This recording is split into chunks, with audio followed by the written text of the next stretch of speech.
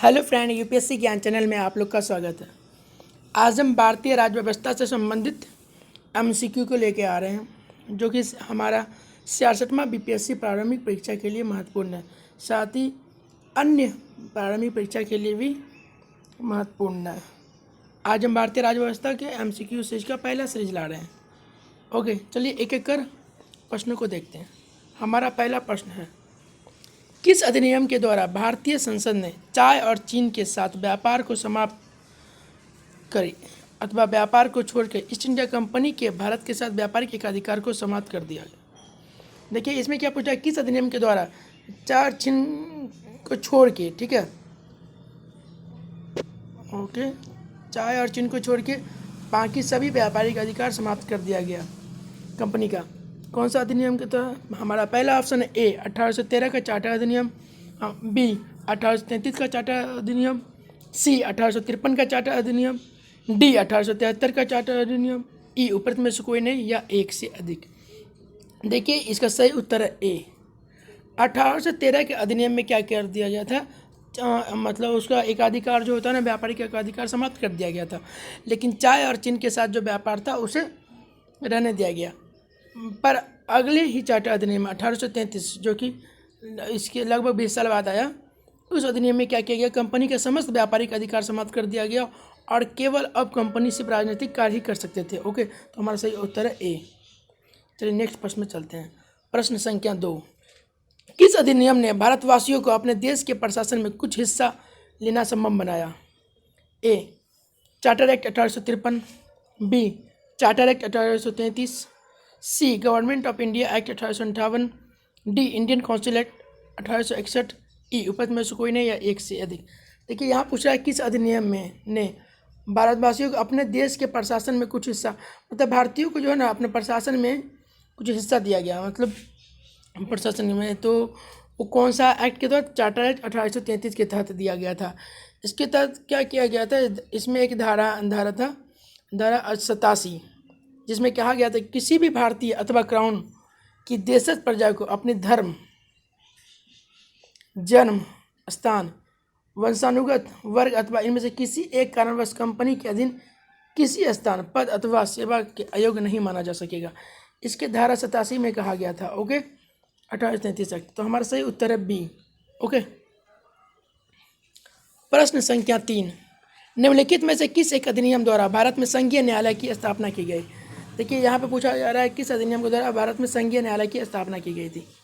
Okay, तो हमारा पहला ऑप्शन है ए भारतीय परिषद अधिनियम 1861, बी भारत सरकार अधिनियम 1909, सी भारत सरकार अधिनियम 1919, डी भारत सरकार अधिनियम 1947, ई उपरोक्त में से कोई नहीं या एक से अधिक। ओके, तो हमारा इसमें सही उत्तर क्या है? देखिए, जहाँ तक की बात है, देखिए सही उत्तर आ जाने से पहले देखिए ऑप्शन में देखिए, तो इस संघीय न्यायालय की स्थापना की गई थी 1935 के अधिनियम के तहत, जो कि हमारे ऑप्शन में 61 दिया हुआ है, 9 दिया हुआ, 1947 दिया हुआ, लेकिन 1935 कहीं पर नहीं दिया गया। और संघीय न्यायालय की स्थापना जो की गई थी फेडरल कोर्ट की स्थापना, वो की गई 1935। इसमें इसका में मतलब उपरोक्त में से कोई नहीं, इसलिए हमारा सही उत्तर है ई। देखिए, बात क्या, 1935 के अधिनियम के तहत ही संघीय न्यायालय की स्थापना 1 अक्टूबर 1937 को की गई थी। ओके, और हमारे जो प्रथम मुख्य न्यायाधीश थे वो थे सर मॉरिस गवेयर। ओके, चलिए नेक्स्ट प्रश्न पर चलते हैं। प्रश्न संख्या 4, केंद्र में दोहरी शासन या द्वैध शासन किस अधिनियम के अंतर्गत स्थापित किया गया था? हमारा पहला ऑप्शन है ए 1919 के अधिनियम के तहत, बी भारत सरकार अधिनियम 1919, भारत सरकार अधिनियम 1935, डी भारत स्वतंत्रता अधिनियम 1947, 1947 उपरोक्त में से कोई नहीं या एक से अधिक।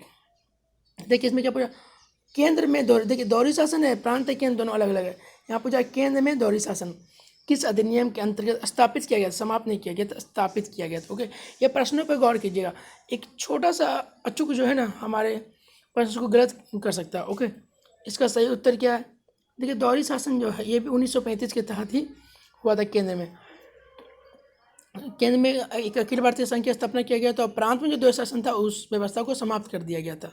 ओके, अब प्रांत में जो दोहरी शासन आया था वो आया था 1919 के तहत, जो कि 35 में समाप्त कर दिया गया। ओके, 1935 में समाप्त कर दिया गया।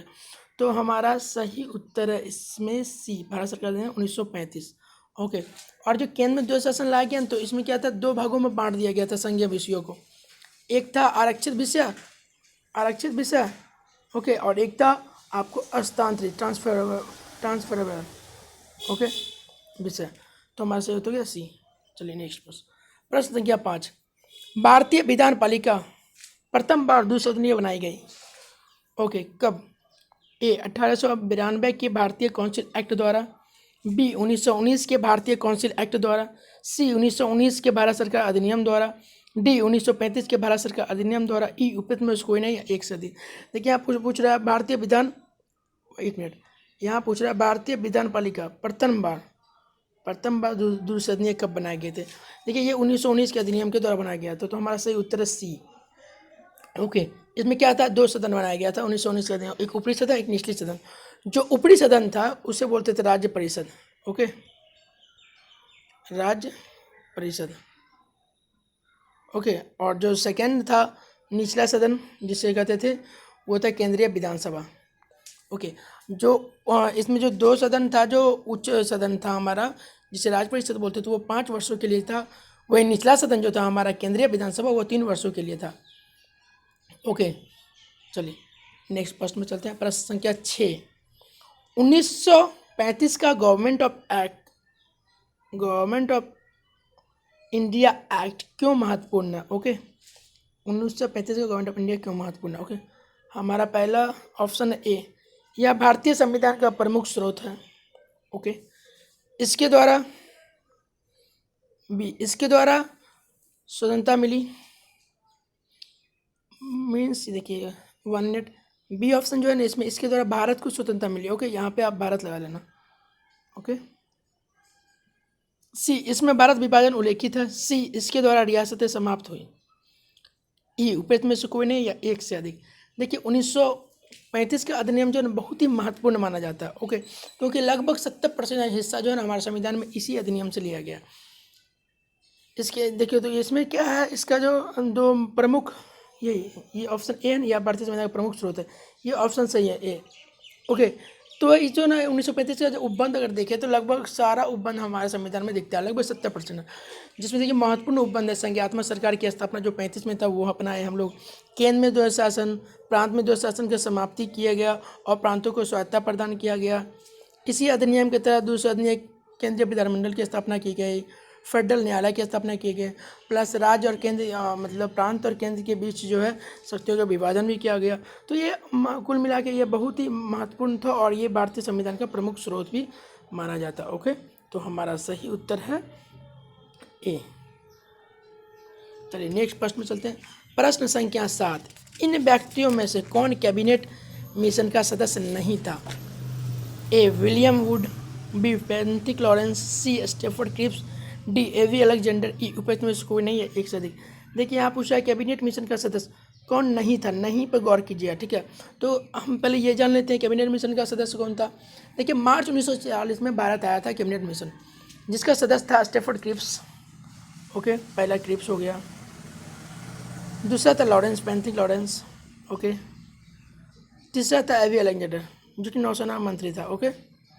ये तीनों था, ये 3 ही मेंबर था कैबिनेट मिशन का। तो ये तीनों ऑप्शन देखिए, बी है, सी है, डी है, ये तीनों है। लेकिन हमसे क्या पूछ रहा है, डी कौन नहीं है, तो ए विलियम वुड नहीं है। तो हमारा सही उत्तर हो गया ए, ओके। चलिए नेक्स्ट प्रश्न में चलते हैं। प्रश्न संख्या 8। भारत के संविधान का प्रारूप तैयार करने वाली संविधान सभा के सदस्यों को मतलब नामित किया गया, चुना गया, क्या किया गया, वो है। देखिए पहला ऑप्शन है ए ब्रिटिश संसद द्वारा नामित किया गया, बी गवर्नर जनरल द्वारा नामित किया गया, सी विभिन्न प्रांतों की विधानसभाओं द्वारा चुना गया, डी भारतीय राष्ट्रीय कांग्रेस और मुस्लिम लीग द्वारा चुना गया, ई उपयुक्त में से कोई नहीं, एक से अधिक। देखिए यहाँ पे देखिए गौर करने वाली बात है, एक मिनट, भारतीय संविधान का प्रारूप तैयार किया संविधान सभा के सदस्यों को कैसे चुना गया, ओके, एक मिनट। देखिए आप आते हैं ऑप्शन पे, ओके। तो इसका सही उत्तर है हमारा प्रश्न संख्या अप्रत्यक्ष निर्वाचन द्वारा चुना गया था, ठीक है, हम लोग को पता है। जैसा कि ये जो है ना हमारे संविधान सभा के सदस्यों को विभिन्न प्रांतों के विधानसभा से चुना गया था, ओके। तो हमारा सही उत्तर है सी, यहाँ पे ब्रिटिश संसद द्वारा नामित भी नहीं, गवर्नर जो द्वारा नामित किया गया ये भी नहीं, भारतीय राष्ट्रीय कांग्रेस और मुस्लिम लीग द्वारा चुना गया ये भी नहीं।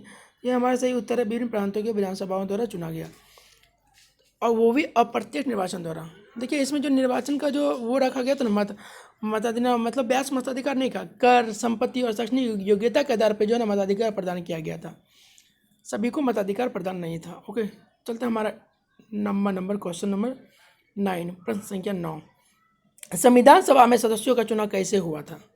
ओके, सीधे जनता द्वारा, बी भारतीय राष्ट्रीय कांग्रेस के नामांकन द्वारा, सी भारतीय राज्यों के शासकों से नामांकन द्वारा, डी प्रांतीय सभाओं द्वारा, ई उपरोक्त में से कोई नहीं, एक से अधिक। तो हमारा सही उत्तर है, अभी तुरंत हम लोग पढ़े थे ना, भारतीय राज्यों के शासकों के द्वारा, प्रांतों के द्वारा पढ़े थे, उसी के अनुसार ये हमारा सही उत्तर है सी। ओके, सी बोलते हैं सभा, प्रांतीय सभा, एक्सक्यूज मी सॉरी फ्रेंड, हमारा सही उत्तर है प्रांतीय सभाओं द्वारा, D D D D. Okay, D हमारा सही उत्तर है। प्रश्न संख्या 8 में बताए थे ना, अप्रत्यक्ष निर्वाचन द्वारा चुना गया था, ओके, प्रांतीय सभाओं द्वारा।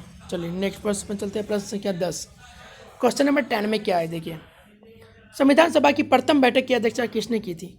ओके, ए राजेंद्र प्रसाद, बी भीमराव अम्बेडकर, सी सच्चिदानंद सिन्हा, डी मौलाना अबुल कलाम आजाद, ई उपरोक्त में से कोई नहीं, एक से अधिक। देखिए जो संविधान प्रथम बैठक हुआ था उसकी अध्यक्षता किए थे हमारे सच्चिदानंद सिन्हा, तो हमारा सही उत्तर है सी। ये अस्थायी अध्यक्ष थे, अस्थायी सदस्य जो है ना वो थे भीमराव ये राजेंद्र प्रसाद थे हमारे। देखिए 9 दिसंबर 1946 का संविधान का सभा का प्रथम बैठक हुआ, जो कि अस्थायी अध्यक्ष के रूप में सच्चिदानंद सिन्हा इसकी अध्यक्षता किए थे। वही 11 दिसंबर 1946 को अस्थायी अध्यक्ष निर्वाचित हुए थे राजेंद्र प्रसाद। ओके, हमारा सही उत्तर है सी, क्योंकि प्रथम बार पूछ रहा है। ओके, यहाँ पर अस्थायी अस्थायी को क्लियर नहीं किया गया, सही उत्तर है सी। प्रश्न संख्या 11, संविधान सभा के सम्मुख संविधान की प्रस्तावना का प्रस्ताव किसने रखा था? A Jawaharlal Nehru, B Mahatma Gandhi, C Bhimrao Ambedkar, D B R Ambedkar, excuse me इसमें 2 आ गया। ओके, सी डी, ई उपरोक्त में कोई नहीं, एक से अधिक। तो हमारा इसमें सही उत्तर है ए। देखिए पहले ये सही उत्तर जानने से पहले ये जान लेते हैं, सम्मुख संविधान की प्रस्तावना प्रस्तुत किसने किया था? ओके, यहाँ पे प्रश्न में है, तो ये जवाहरलाल नेहरू किए थे। ओके, प्रस्तावना उद्देश्य प्रस्ताव जो पारित हुआ था वही प्रस्तावना का रूप लिया था। हुआ क्या था, दरअसल 22 जनवरी 1947 को संविधान सभा द्वारा भारत को एक संविधान देने का उद्देश्य प्रस्ताव पारित किया गया था। तो पारित किया गया, उससे पहले प्रस्तुत किया गया था 13 दिसंबर 1946 को, जो कि नेहरू जी ही प्रस्तुत किए थे उद्देश्य प्रस्ताव, जो कि हमारा कालांतर में जाके बाद में वही हमारा प्रस्तावना का रूप भी ले लिया। ओके, चलिए इसका उत्तर समझ गए ना, नेहरू। ओके, नेक्स्ट प्रश्न संख्या 12, बी आर अम्बेडकर का संविधान सभा में निर्वाचन हुआ था। ए पश्चिम बंगाल से, बी बम्बई प्रेसिडेंसी से, सी तत्कालीन मध्य भारत से, डी पंजाब से, ई उपरोक्त में से कोई नहीं। देखिए इसमें आप लोग के मन में आ रहा होगा कि बंगाल से चुने गए थे, बंगाल से चुने गए थे। हाँ, बंगाल से चुने गए थे, पर जो विभाजन हो गया तो उसके बाद क्या हुआ वो हम आपको बता रहे हैं। तो इसका सही उत्तर पहले जान लीजिए, इसका सही उत्तर है बी, बम्बई प्रेसिडेंसी से चुने गए थे। ओके, हुआ दरअसल यह था कि 1946 में संविधान सभा का प्रारंभिक चुनाव हुआ, तो अम्बेडकर जो है ना अविभाजित भारत, उस समय भारत विभाजित नहीं था, तो बंगाल प्रांत के पूर्वी भाग जो कि अभी बांग्लादेश है से निर्वाचित हुए थे। लेकिन बाद में यह क्षेत्र पाकिस्तान में चले जाने के कारण अम्बेडकर भारतीय गणराज्य के बम्बई प्रेसिडेंसी से चुने गए। वो भी कौन सा संसदीय क्षेत्र, पूना संसदीय क्षेत्र से चुने गए, जो वहाँ पर उपचुनाव हुआ था। ओके, और फिर जाके वो संविधान सभा में सम्मिलित हुए थे, इसलिए सही उत्तर है हमारा बी। चलिए नेक्स्ट प्रश्न में चलते हैं, प्रश्न संख्या 13, किसने कहा था कि संविधान सभा कांग्रेस थी और Congress Bharat? Okay, A Austin, B C R Attlee, C Winston Churchill, D Lord Mountbatten, E ऊपर में से कोई नहीं या एक से अधिक। देखिए इसका सही उत्तर है ग्रैंड, ये ऑस्टिन है, जिसका पूरा नाम है ग्रैनविले ऑस्टिन। देखिए ये जो संविधान सभा कांग्रेस थी और कांग्रेस भारत था, ये अपने बुक जो है ग्रैनविले ऑस्टिन का एक पुस्तक है द इंडियन कॉन्स्टिट्यूशन, उसमें इसका जिक्र किया, इस वाक्य का देखने को पढ़ने को मिलता। ओके, कौन सा बुक था? The Indian constitution. Okay, book में आपको ये मिलेगा जो कि ग्रैनविले ऑस्टिन के द्वारा लिखा गया है। आइए क्वेश्चन नंबर 14, भारतीय संविधान सभा में कुल कितनी महिलाएं सदस्य थी? ए 10, बी 19, सी 23, डी 15, उपरोक्त में से कोई नहीं, एक से अधिक। देखिए जो महिला की संख्या बहुत कम थी और ये तो तथ्य है, तो सही उत्तर डी 15 कुल महिला थी, 15। ओके, टोटल जो सदस्य थे सब मिला के थे 389 सदस्य थे, जिसमें 296 हमारे सदस्य थे ब्रिटिश भारत से और 93 थे देसी रियासत से। ओके, ये सभी में ओवरऑल कुल 15 ही महिला, मात्र 15 महिला ही संविधान सभा में सदस्य थे। ओके, 15 नंबर क्वेश्चन देखते हैं। प्रश्न संख्या 15 में क्या है? भारतीय संविधान सभा की संचालन समिति के अध्यक्ष कौन थे? देखिए इसमें पूछ रहा है संचालन समिति के अध्यक्ष कौन थे। ए हमारा डॉक्टर राजेंद्र प्रसाद, बी है जवाहरलाल नेहरू, सी है बी आर अम्बेडकर, डी है जेपी कृपलानी, ई है उपरोक्त में से कोई नहीं, एक से अधिक। देखिए समितियों का क्वेश्चन, ये समिति का एक लिस्ट, महत्वपूर्ण समिति का एक लिस्ट हम आपको भी देंगे, तो उसमें क्या एक ना एक पूछने का संभावना ज़्यादा रहता है एग्जाम में। 8 महत्वपूर्ण समितियां हैं, उसके अलावा भी कुछ समितियां हैं उतना महत्वपूर्ण है, जो एग्जाम के लिए महत्वपूर्ण हुआ भी आपको जिक्र करेंगे हम, वो देखेंगे। इससे पहले जान लें संचालन समिति के अध्यक्ष कौन है। ये प्रश्न का सही उत्तर ए, डॉक्टर राजेंद्र प्रसाद ही संचालन समिति के अध्यक्ष थे। देखिए एक एक कर देखते हैं समिति और अध्यक्ष जो कि एग्जाम के लिए महत्वपूर्ण है। देखिए पहला, नियम समिति के अध्यक्ष थे राजेंद्र प्रसाद और संचालन समिति के राजेंद्र प्रसाद, वित्त एवं कर्मचारी समिति राजेंद्र प्रसाद, तो ये 3 के थे हमारे राजेंद्र प्रसाद अध्यक्ष। ओके, 3 समिति का।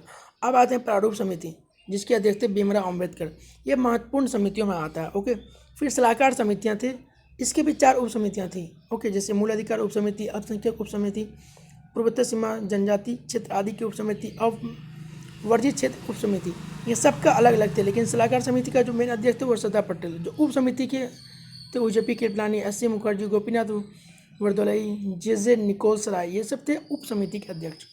फिर आते हैं हम लोग संघ समिति, संघ शक्ति समिति जिसके थे नेहरू अध्यक्ष। फिर प्रांतीय संविधान समिति सरदार पटेल, झंडा समिति का अध्यक्ष जेपी कृपलानी, संघ संविधान निर्मित समिति जवाहरलाल नेहरू, राज्य समिति जवाहरलाल नेहरू, मतलब जवाहरलाल नेहरू ये दोनों के थे संघ संविधान समिति और राज्य समिति के अध्यक्ष थे। ओके, फिर कार्य संचालन समिति और कच्चा प्रारूप समिति, तो वो कन्हैयालाल मुंशी और वेनेगल नरसिंह राव थे। देखिए ये एग्जाम के लिए ये इतना समिति ये महत्वपूर्ण है। ओके, आप इसे याद कर लीजिएगा। ओके, जो कि पेटी में पूछे जाते हैं। देखिए इसके अलावा अन्य सब्जेक्ट के भी MCQ 68वां एग्जाम और दुर्गा को ध्यान में रख के चलाया जा रहा है हमारे यूट्यूब चैनल पे, आप चाहे तो प्लेलिस्ट में जाकर देख सकते हैं। साथ ही विषय वस्तु संबंधित भी वीडियो चल रहा है, जैसे कि इकोनॉमी आपको मिल जाएगी, polity, history optional, science and technology, current affair, BPSC UPSC के लिए अलग अलग चलाया जा रहा है, MCQ भी और करंट अफेयर स्टैटिक भी। ओके, और डिटेल में भी बताया जा रहा है। ओके फ्रेंड, और हमारे चैनल से ज़्यादा सुविधा उठाने के लिए आप हमारे चैनल को सब्सक्राइब और ज़्यादा से ज़्यादा शेयर